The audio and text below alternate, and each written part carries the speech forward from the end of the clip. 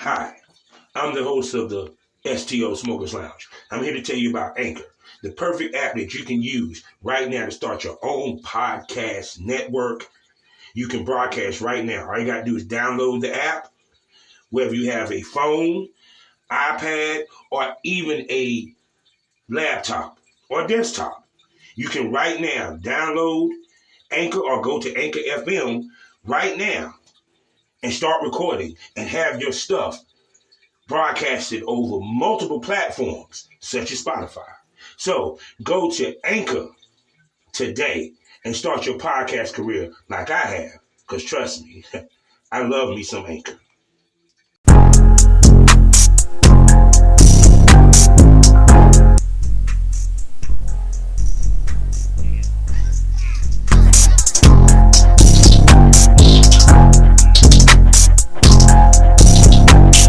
Tell me what you want, tell me what you need. Do what you can, catch me up to speed. Do you smoke some $3 with me? If you not, fuck with me, you a dummy.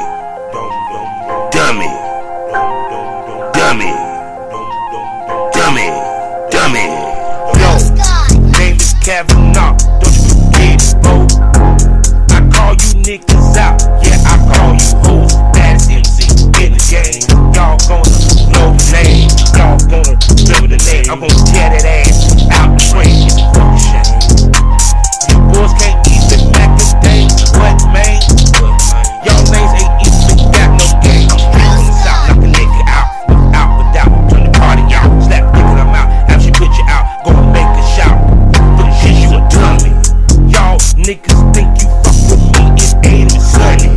Looking for the girls that got that good and cutty. She's good with it. Gonna fuck a dummy, gonna leave her coming. Gonna put in the tummy, gonna leave it running. Taste the pussy just like honey, cause you a dummy. Tell me what you want, tell me what you need. Do what you can, catch me up to speed. Do you smoke some $3 with me? If you not, fuck with me, you a dummy. Dummy. Dummy. Dummy. Dummy. It's Christmas time this year. Christmas. Yeah, people, it's Thursday. You know what that means. The Smokers Lounge. My episode. Just me by myself. And I'm pretty sure you people have, if you haven't done your Christmas shopping, you're in the midst of it. I'm still got shopping to do. I'm still debating on getting a tree. But as you know, I pre-record everything, so it might be I might end up getting. I'm recording on a Saturday, so probably after I record this, I'll probably go, get a tree because I remember memories of me and my sister putting up the Christmas tree and the Christmas lights and all that before my mama used to get home, so she'd be surprised. And when my granddad and grandma and them used to put up Christmas, decorations. One of my favorite Christmas decorations was they had the Santa Claus with the reindeer, and they used to put it on the front porch out there on Red Mill Road. And I think about all the Christmas traditions that has left with that was left behind by that was left alone after the old generation died. Remember the Christmas day, my grandma and granddad and Sandy used to come to the house, pick me up, and we go around to all the family members, my aunts and my uncles, and we give them their Christmas present, and we pick up our Christmas present. And by the end of the day, we're back at grandma's house. And we eating Christmas dinner and exchanging Christmas gifts and everything. And then even, you know, after they had passed, my mama and my aunt made a perfect point for us to meet up at Sandy's house, so we can spend Christmas together. I remember unfortunately, I didn't get to see my mama for the last Christmas of her life. Sometimes I regret that. I mean, I was running behind, running around with my wife Tisha, and I was able to make it back into town, Christmas is that time of the year where you catch up with family and think about how the year went and what next year is going to be. Exchange presents. I understand not everybody celebrate Christmas. I get it, but it's a time of the year for family. It's a time of the year for reflection and being thankful. You know, bright lights, the kids,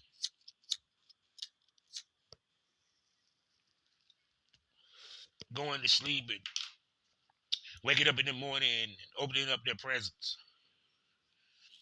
I remember them days, yo. See, that's one thing I hate about what happened with me and my baby moms. That I never got the pleasure or the opportunity to be a part of my daughter's Christmases. Seeing their face when they wake up to see all their toys in the morning and stuff like that. That's one of the things that you kind of miss out on when you don't marry your baby moms or marry the women you have kids with. Or even when you divorce. It's things like that I go back to what I'm saying when women sit here and talk about money, money, money. No, it's time. Time. You can get back money. Dude can sit here and not pay you child support and he end up winning the lotto and give you $2-3 million. But what he can't get back is the time that he missed spending with his kids. Seeing the girls' eyes light up at Christmas. Seeing them playing with their new toys and they sitting there waiting for you to put together their toys. I did get the pleasure of enjoying that with, Devon A. Lily Josiah, my stepdaughters, who are my daughters. The only reason why I say step is just to give y'all a better picture. You get what I'm saying? Because they are my daughters. They're just not my biological daughters. But I love them nonetheless. My dream is that all my daughters meet each other, get to know each other, become friends, become close, like that of my three sisters. And I miss the old Christmas. I miss old school Christmas. It ain't the same. So, welcome to the Smokers Lounge. And Merry Christmas. Happy holidays. Hanukkah. All that, right? I'm not going to go through long drawn out particulars. I don't feel like doing it today because this is Christmas time. I don't feel like doing it. Y'all already knew who the sponsors. You already know I'm a part of GW District Podcasting Network. You already know where to find me. allmylinks.com/pornrapstar and all that good stuff. And this week has been an interesting week in every which way of the word. Like right now, I'm sitting here watching the Celebration Bowl, Jackson State versus North Carolina Central. I'm from the Bull City, so as much as I like Deion Sanders, I'm going for Central. And like I said, this has been a wonderful week. Working a 9 to 5, dealing with them crazy ass residents. And this week, well, one of my co-workers wasn't there, the one that worked second shift. So I had to do all the fucking personals. And one of the things I hate about my boss is that he loves to bring her shortcomings and loop me in them. For example, a lot of persons that might get misused on her side of the fence. But my boss wanted to sit here during the meeting and say, well, persons being missed and this. I'm sitting there like, why are you saying this to me? Why you ain't saying this to her? Why are you even saying this in the meeting in the first place? Then when I bring up stuff of that nature, he says, well, she said this and she said that.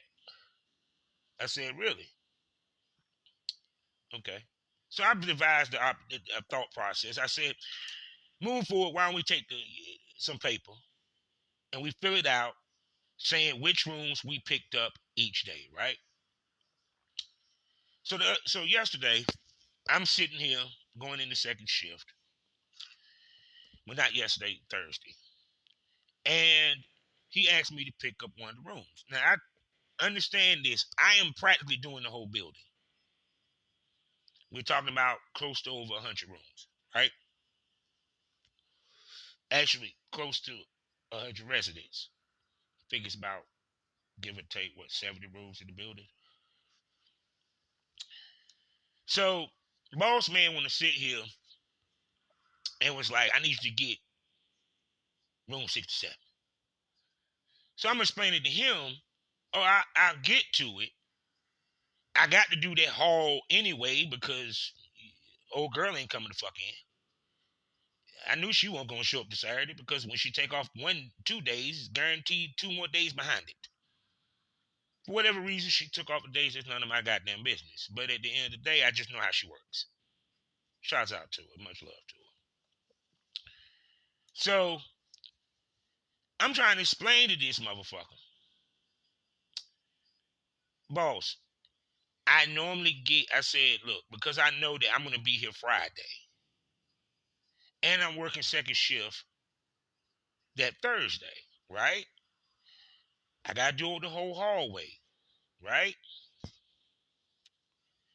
I'll get to 67 when I can. He was like, why can't you get to 67? The only room you got is this. I said, I prefer to get the heavier loads of personals and tomorrow to get them out the way so that tomorrow my load is lessened. What you mean a lessened load? See, let me explain something to you about my fucking boss, right? He don't fucking listen. He wants to talk. He wants to run his mouth. He wants to bump his gums, but he don't want to listen, nor do he respect experience. He ain't been there for a year. I've been there 6 years.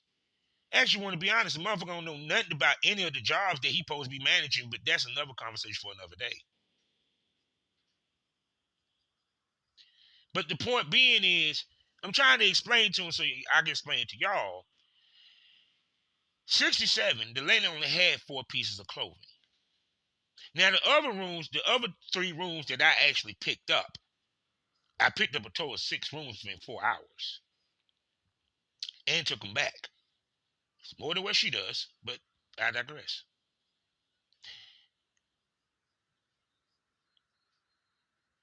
Those were a trash bag, 30-gallon trash bag full of clothing. Smoke that over for a second. If anyone knows gallons, that is the size of a big trash can. 30 gallon. That's the shit that you use. That's the trash bag that you use. That when you rake leaves and you put in the trash bag, you use one of those. Not a tall kitchen bag. No, this is the shit that you find at work, right? I had 4 rooms like that. Plus, I had another room that dude apparently, which is on her watch, was never fucking picked up in the past damn near 3 weeks, 2 weeks.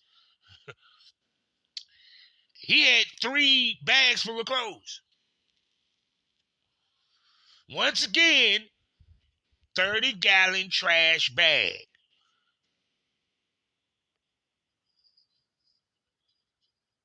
So I want to get them out the way for Thursday. Her shit can wait till Friday. But see, here's the problem. Instead of here allowing me to do it my way, which actually works, no, he won't. He just didn't want to admit it. No, I want you to get it today. I want you to get it today. What he wanted me to say was, yes, master, I will go get that room 67 just for you, master. I'll go get it done for you, master, so that you can be happy.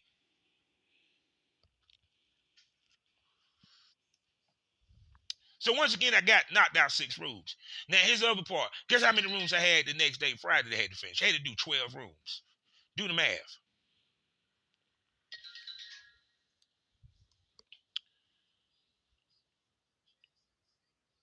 And then here was the funny part during the conversation.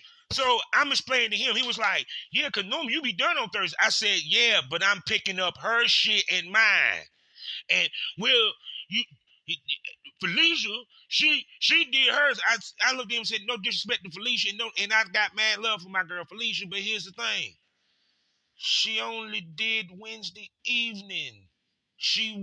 Which means that all she was doing, she basically was doing 1/4 of a fucking haul. Oh, by the way, Felicia never misses a room. Very rare. I can't say that about the other chick.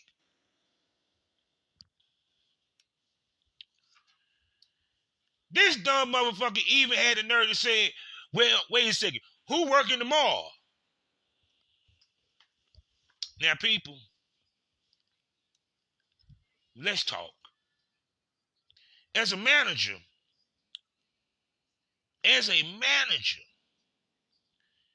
you supposed to know the schedule. You supposed to know who come in to work.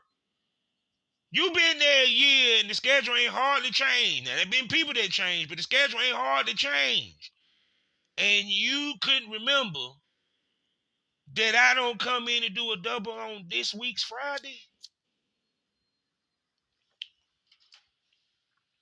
This is the same man that don't even make he doesn't even make a schedule, a copy of the schedule every pay period. He don't do it. We had the same schedule sitting up there on the goddamn wall for since he been there. Well, but since this crew.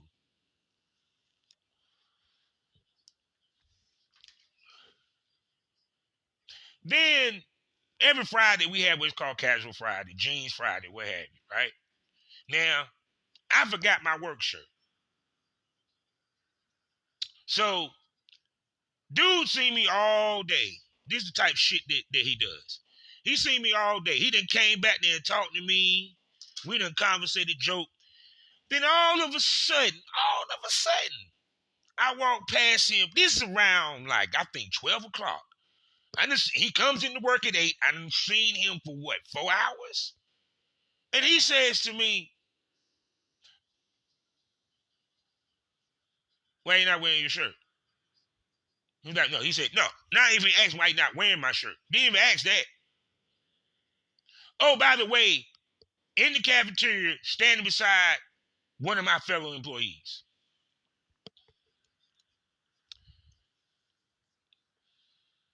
Okay.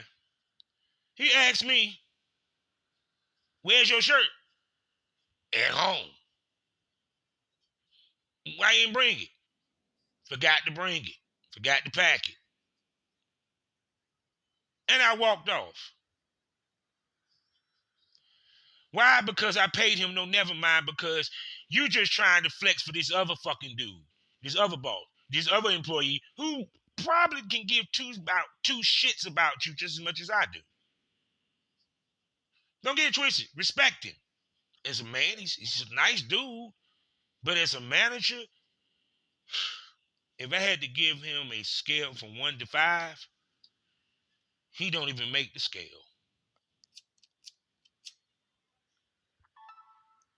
But I digress.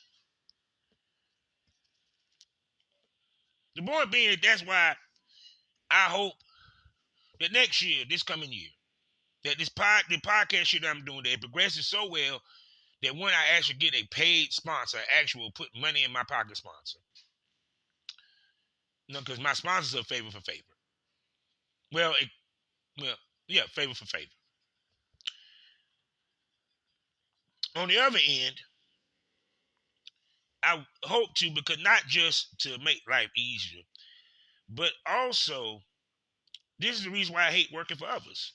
Well, working a 9 to 5 like that. Because working for others, like if I'm on a network or something like that, that's a totally different story.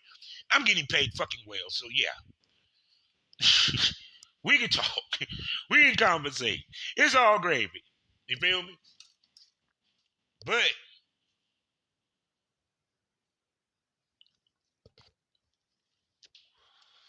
But when you got to take somebody else's shit every day,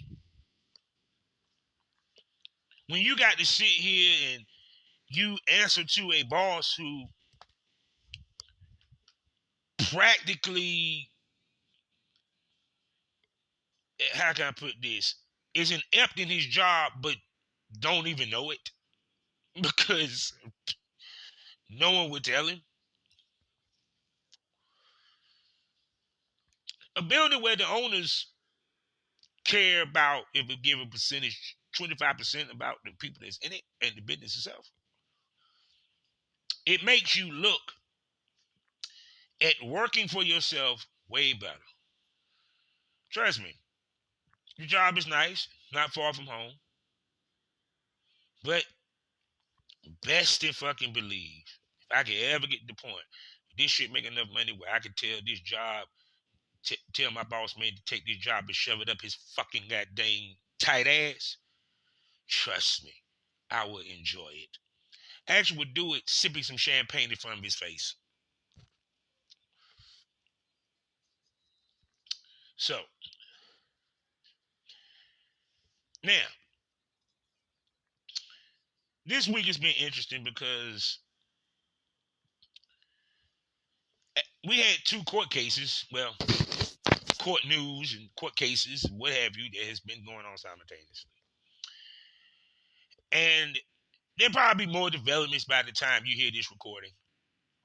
We're going to begin with the circus, Meg Thee Stallion, Tory Lanez, the shooting, and the whole nine. And people that have been listening to the show, y'all know my feelings. Like I said, I don't, if you want to be honest, I actually like Meg more than I like Tory. Never cared for Tory Lanez before I make these comments. I think he's a short leprechaun piece of shit that needs his ass beat. See, he's one of those guys that because he got money, he let it get to his head. Now, maybe this situation, once he might, if he gets out of it, I hope to God this humbles his dumb ass. But he goes to he goes to that group of dudes that I swear before God, I wonder if their mama even like him. But I digress. So we finally get to the trial. Now, I done told y'all my theory upon this shit, and the more this trial progresses, the more it seems to be might be spot on. You have Meg came in, did her testimony. I know y'all done heard everything about that testimony. Okay. Then we had Kelsey. Now, of course, to make this, how can I put this, a summation, is that Tory is either going to be a mistrial or Tory's going to walk. Now, it depends on it depends on if they ever find the driver, because I find it interesting that this security guard cannot be found. Well, hell, they ain't even found the damn friends with Shaquilla yet, so I'm just saying.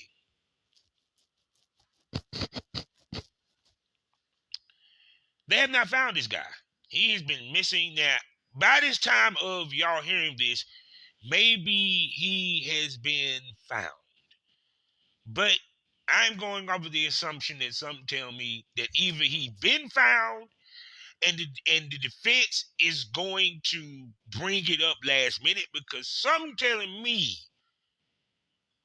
that his accounts is not going to be in the favor of the prosecution. Because, see,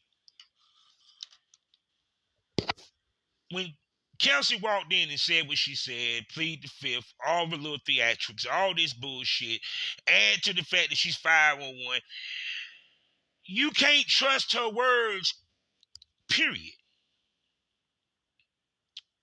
Plus, from what I've been hearing, because I am not inside the courthouse, I don't think the prosecution proved anything. They proved there was an altercation. There was someone that Meg did get shot. But I'm going to say this again.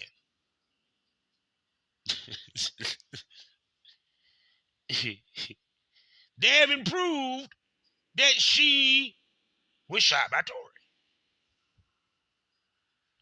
The defense, the case, it like put it this way. The case shouldn't even went to trial. And actually, it shouldn't have went to the trial like the dude with the Duke Lacrosse case shit. He literally lost his job over the shit. And if y'all don't know what I'm talking about, just look up Duke Lacrosse. They should do a damn documentary, which I think they did, but they need to do an updated one. But yeah, it looks in the favor of Tory or mistrial. They had to play her audio, 80 minutes of a testimony that she did in front of them to the jurors to prove that she said what she said. But how you didn't know she was lying then?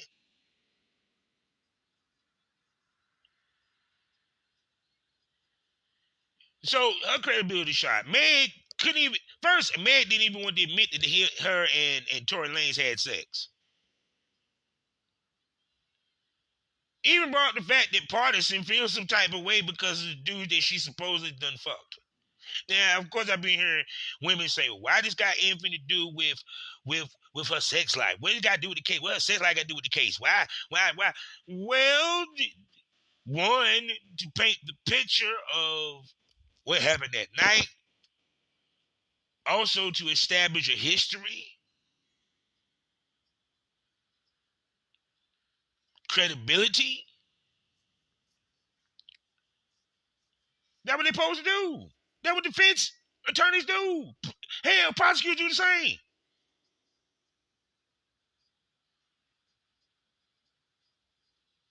Their job is to get dude off. But the reason why it's pertinent to the fucking case because, okay, Kelsey and her friends. Kelsey, the story of her fucking behind a dude which Tory made the second dude. Has a lot to do with it. It plays into the night. Okay, if you don't believe me, this. Look at Lil Fizz and Orion, right? Lil Fizz fucked Orion's baby mama, and it was talked about how he always went behind Orion and was tapping girls. Actually, part of the reason Orion wanted to break up with the group was because over a chick. That Lil Fizz tapped that Orion like. Omarion, excuse me. Omarion. I'm sorry, I'm just saying Orion and shit. Omarion. I know y'all screaming. Oh no, it's Omarion, you fucking idiot. It's Omarion. Anyway. So, you see, Omarion had some type of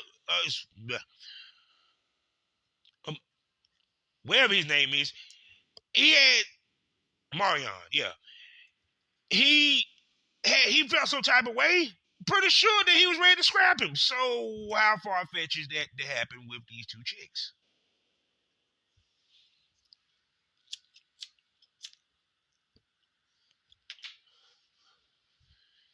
You didn't hear him say, we passing it around like it ain't shit. She pleaded the fifth. She said, no, I didn't shoot her.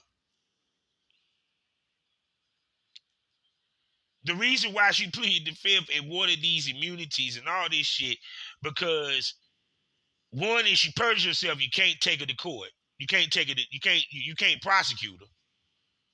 She technically perjured herself. You know what I'm saying? In so many ways. Hell, Meg done perjured herself.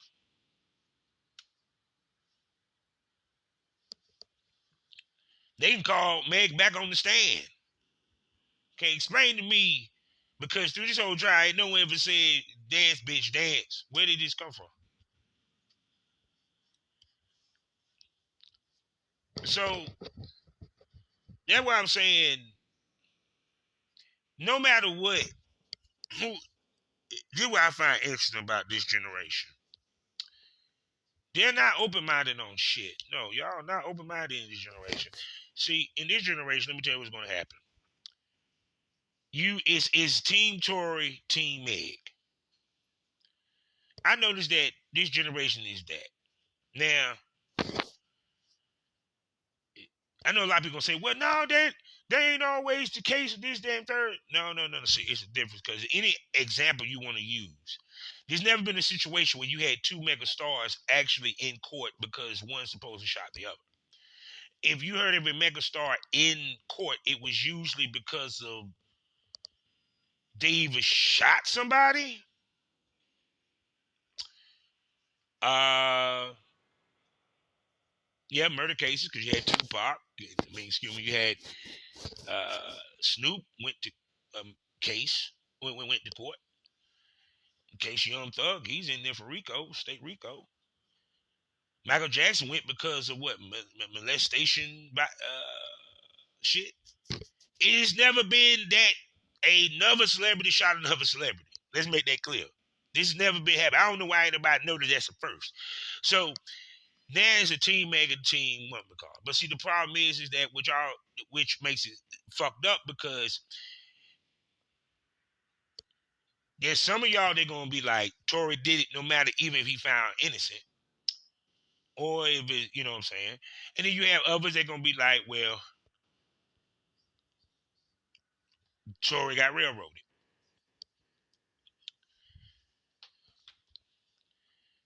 I'm of the mind state of if you knew better, you would have done better. So that's the deeper shit. If you knew better, you would have done better.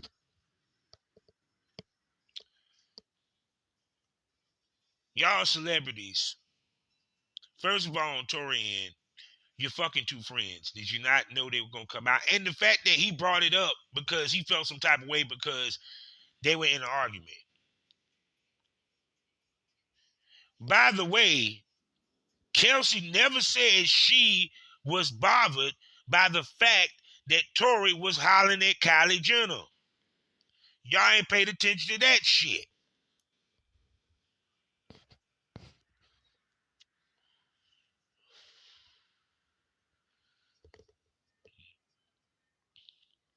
So, Tory was fucking two friends. It never ends well unless both of them know about it and they don't mind switching. They might even look at a threesome. Once again, you're not a player unless everybody knows the game, nigga. You're not a player unless everybody knows the game. That's the difference. My mama taught me that. Yeah, a woman.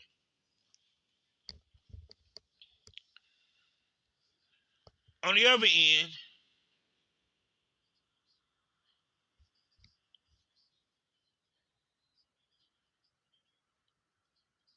how is the fuck that somebody had easy access to grab a gun in the first place?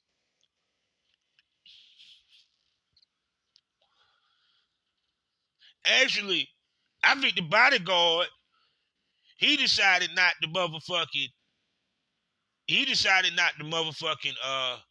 show up because maybe he gonna be like, how the fuck they were able to get the gun out your hand? Or get the gun. Or get to the gun.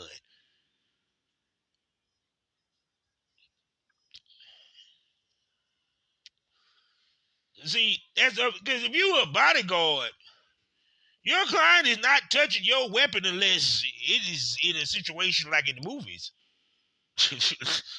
Well, little nigga, you might need to, use this right here. Get yourself out of harm's way, player, because we overwhelmed over here. They got ninjas and shit.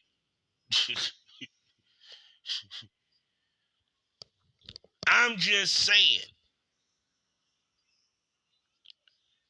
I'm just saying, people. I mean, he's a terrible bodyguard. He won't guard and shit. Honestly, I'm just putting that out there. So,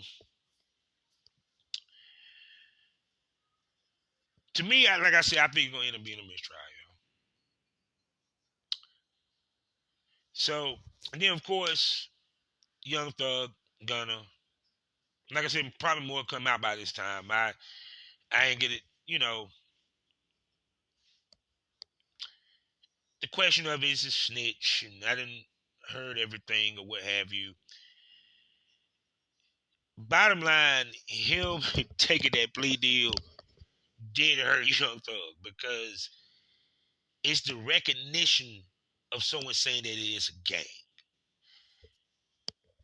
I want y'all to think about this for a second. If you ever watch mafia movies, they always said, "Don't call us the mafia." Don't call us the mafia. Why is that? Because that proves that you are who they say you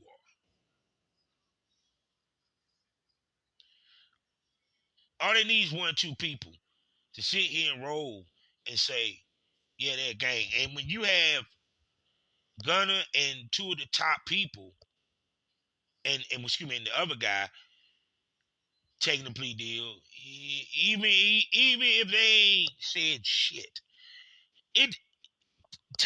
let's forget about if they would go sit, if they'll come back to court and testify or take that out, just to the pure bones of it. They just admitted to the state prosecutor that Young Thug is the head of a gang.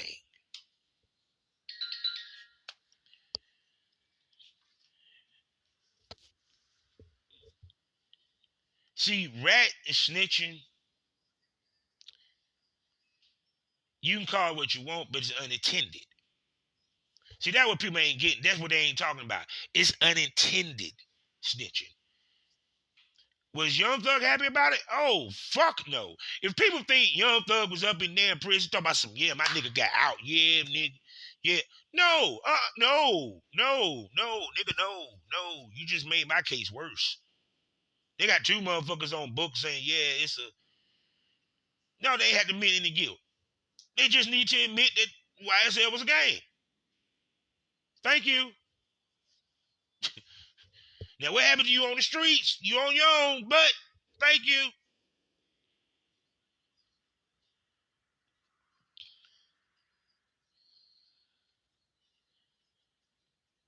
Gunna been in jail for what, a year? Yeah, they let his ass out. They got what they needed. They didn't need any more. What do you think? Oh, you think Gunna went and said, yeah, he had a stash like BMF. We used to stash him in the cars. Yeah, I remember, man, I went with him on a gun buy this bitch, man. She was wild as hell. No. All they asked was a few questions. And him signing the affidavits basically saying that YSL is a gang. Yes, they are a gang. I was a part of a gang. When they raided the whorehouse, they took the piano player too, nigga. All they needed the piano player to say was, yeah, it's a whorehouse. He had to say shit else.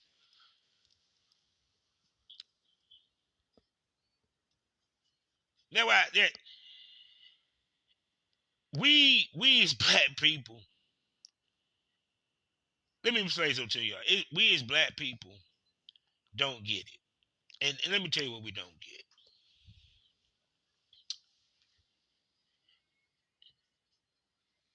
I'm trying to see how I can put this. We as black people, we think streets too hard. I agree with DJ Academics because our culture became street. As far back, even when back in New York, back in the days of the Supreme Crew and Alpo and AC, AZ, it was all about the flash, the pimps. It's about the flash. That life, that look. See, people act like this started with rap. Nah, nigga, black exploitation. You want to go there? Let's go there.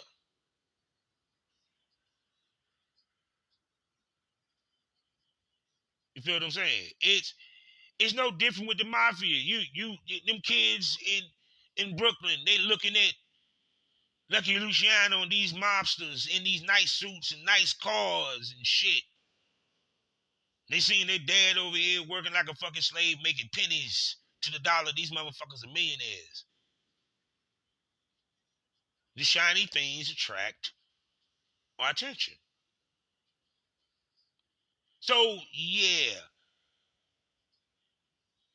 from every conversation I've heard from some of these record labels actually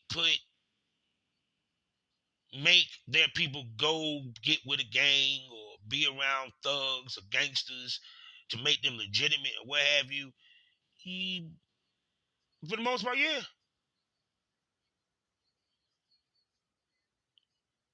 Misery makes millions. But people act like it's shocking.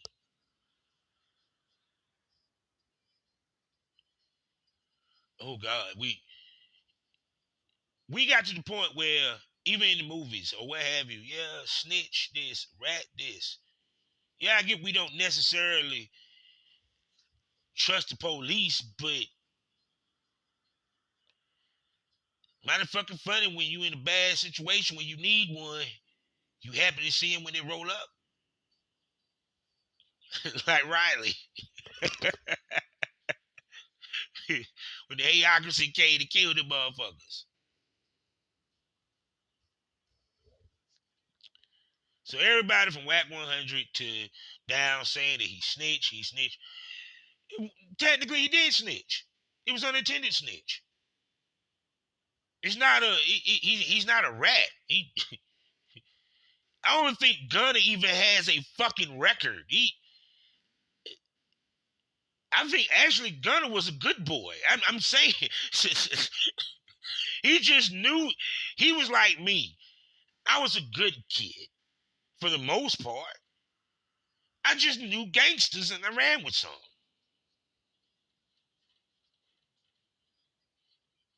I knew some drug dealers. I ran with some drug dealers.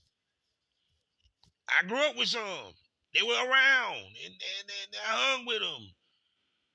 And one of my best friends. Yeah. So to make this, so you can get this, is I don't think Gunna snitched. I mean, he snitched, but it's unintentional because they didn't need much. So now, will Gunna have a career after this? Will his music sell? Will his albums pop off? I don't know. Because we seen what happened with Tekashi, but Tekashi, that was different because Tekashi actually went through sitting on trial and testified an oath. He signed a deal. He signed a deal, but he testified, which that's the other question. If Gunna goes testify, then what? But the way things looked, honestly, how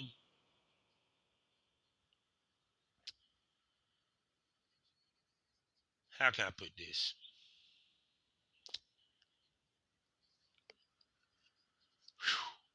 I haven't seen anyone come back from that.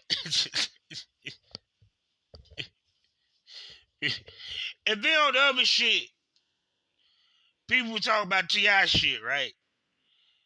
Okay, y'all mad because he admitted to putting the case off on his dead cousin. Okay, first of all, the fact that he would even open his mouth to say something, I hope that that the statute of limitations on what what he put off on him has passed. Because if it hasn't, they can come back and get you, motherfucker. You just admitted to some shit. But no, I don't think his cousin would have been mad, honestly. He's dead. And if the DA accepted that shit, and then that's him. But see, when it comes to the snitching, it's like, people even understand what snitching is. They call anything snitching. You filmed it. You snitched. Just because you just so happen to be there and see the crime being committed. You snitched. You give a tip to the cop because this dude shot somebody that was in your fucking neighborhood that you had, that you may not know personally. You don't know neither one of them personally. You wasn't involved in the crime, but you a snitch.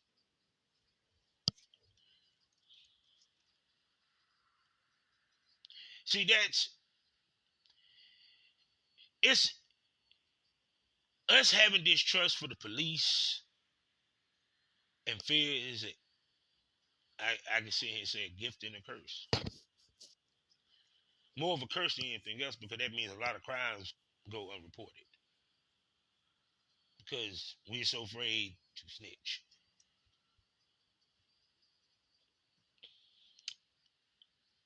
Especially in the world where there's cameras and everybody is watching. So, just like right now, I'm going to finish watching this game. 24 seconds. Hopefully Central holds out. Central gets its first bowl win. Yeah. Bull City. Eagle Pride. But I never, by the way, I didn't go to Central. I'm just from Durham. So just want to make sure that y'all understand. I'm a Tar Heel fan and I went to NC State. But trust me, I done fucked a lot of chicks from Central. So with that being said, life is a learning experience. What's the point of the experience if you didn't learn anything? Smoke this over.